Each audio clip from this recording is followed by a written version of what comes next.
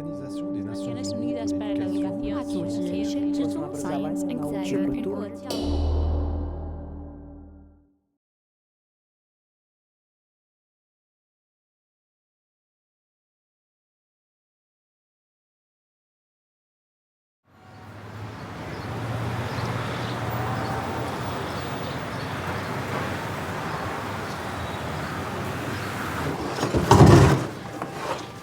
Une série de manivelles.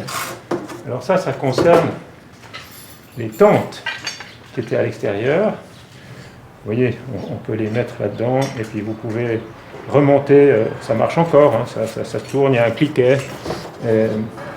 Donc ça, on a gardé ça précieusement comme tout ce qu'on pouvait garder qui faisait partie de la mémoire du bâtiment.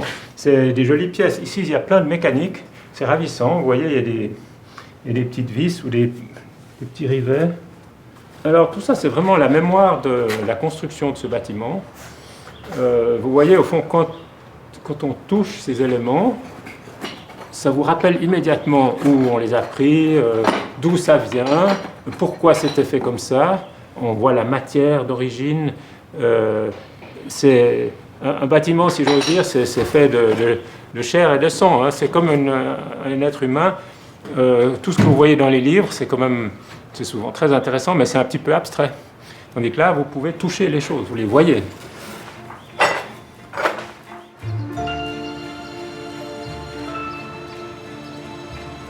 Clarté, c'est le premier immeuble complètement vitré de Le Corbusier.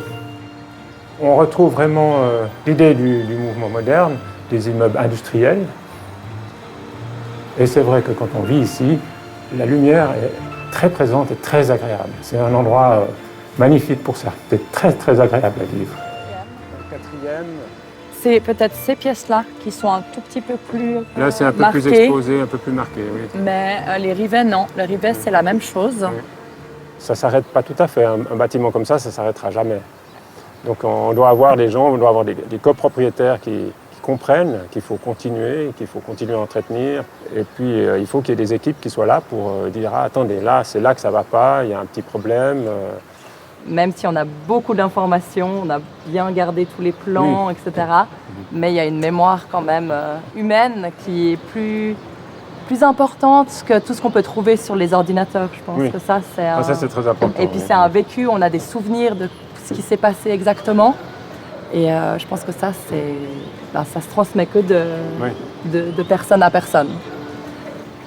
Je pense que ce serait bien qu'on puisse utiliser ce qu'on a conservé dans le petit local de stockage pour mettre en scène les éléments qu'on a conservés pour qu'en fait les futures générations d'architectes puissent venir voir et puis comprendre ces parties-là.